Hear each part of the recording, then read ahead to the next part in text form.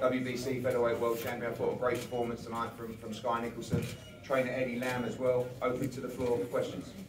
Skye, you've got two. Sorry. Colin Green, IFL TV. Skye, you've got two mandatories called, but one of the ones in the UK is Raven Chapman. You've got all these people calling you out. Who do you want next? I don't care who's next. I think there's some really great fights there. I love the fights. I'm glad I'm being hunted now. I don't have to go looking for the fights. They're coming to me. Whoever's next, can't wait. Let's go. Just for me on that, Colm, I think that we've already planned to fight Raven Chapman. I have no problem fighting Tiara Brown as well, by the way. I think they're two really good fights, but all of our conversations with Queensbury have been around the Raven Chapman fight, so I think those guys have got to kind of sort it out themselves as to who is next, and we're happy to fight either of them. Yep. Over here, you put on more of an offensive performance today. I don't know if you noticed, but Philly is known for being very harsh as it comes to sports fans. Very critical fan base here. You did get a lot of cheers from the crowd. Talk to me about the experience of fighting in Philly and getting this win here tonight. It was amazing. The atmosphere was amazing. I felt the crowd's presence. I felt the fans get behind me. And I was happy to put on a show.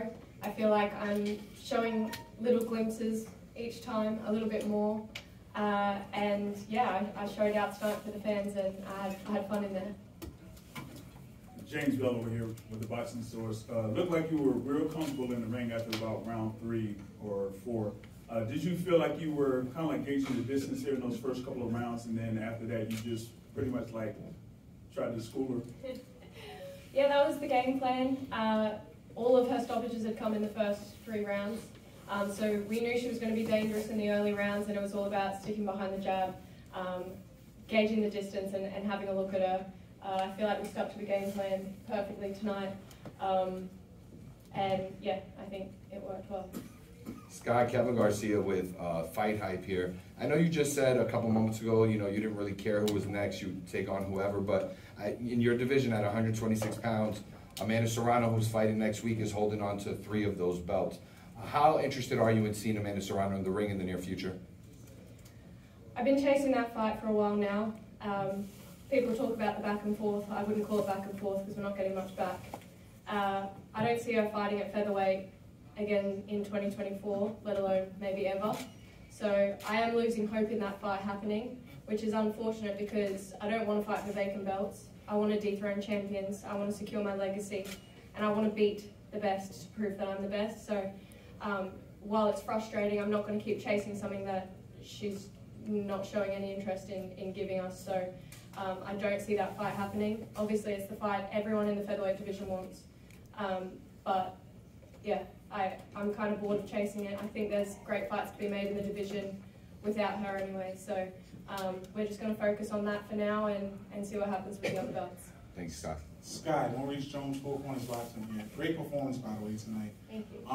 We got to see a little bit of a playful side with you in the ring. You're taunting your opponent. Like, at what point during the fight that you knew like this girl just wasn't really on your level, and that you didn't have to go in there and be an aggressor and fall into her type of game, but fight your game and what your coach is telling you? I feel like I know that from round 1. I know that with pretty much everyone I fight. For me, I had fun in there. She was taunting me a little bit, trying to get me upset, I don't know. But I was comfortable throughout the whole fight. I don't think there was 1 second of that fight that I felt uncomfortable or out of control. Yeah, the taunting and the showboating stuff's never from a place of disrespect either. It's just, I'm having fun in there. Absolutely. Skye, what went into your ring walk song? How's it going with that one? I wanted a Philly artist. I wanted the crowd to enjoy the walkout as well. I love the trumpets and the intro of that song, which they skipped. So I was a bit bummed about that. It kind of went straight into the chorus, so I missed that bass drop, but we'll work on that for next time. Hey Skye, Mark Abrams, boxing on 15rounds.com. And you talked about your jab earlier here in the press conference. But your left hand kind of around the guard was really working tonight. Talk about that. Yeah, that's another thing we've really been working on. I've been boxing 16 years and I don't think I threw a left hook until probably the last few months. So that's definitely been a shot we're working on. We're working on it out the back just before going out to the ring. So yeah, I was really happy to get that shot off a few times tonight as well. This question is for Eddie. Terrell, Fight Week 360. A little bit out of the loop this week with boxing news, forgive me. But there's a rumor going around about Liam Parrell possibly taking on George Kambosos. And could you elaborate on that, and if possibly, would it make sense to have Skye on that card?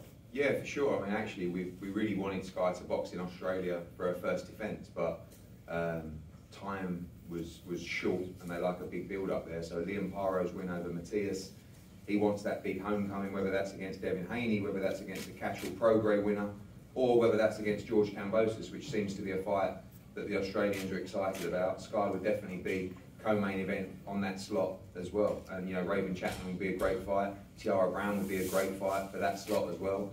Obviously, the plan for any champion should be to unify the division, but I would definitely, if we do that card in Australia, Skye will definitely be fighting in Australia, which would be, I think, great for her career. Because obviously, she's Australian, she's only boxed there once in 11 fights, so it'd be great to return that. Perfect, thank you. All right, guys. Skye, Last one. Skye, George Hansen, the Pope of Pugilism.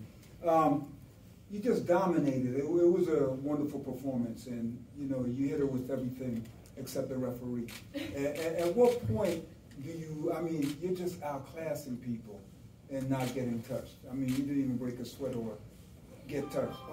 At what point do you think you have to go for the knockout? Because people knockouts sell tickets. The art of boxing: hit and don't get hit, stay pretty, get paid. I mean, I think the crowd enjoyed the fight tonight. I think the fans enjoyed the fight tonight. I wasn't looking for the knockout, but I was hitting her with clean shots. She was a tough girl. I don't think every opponent would have taken the shots that she took tonight. We knew she was going to be tough. Her only defeat, she was very tough in that fight as well, didn't get stopped. So it depends on the opponent as well, but I had fun in there, staying pretty, keeping my brain cells, getting paid. Right, guys. Thank you. Well done, Skye. Thank you.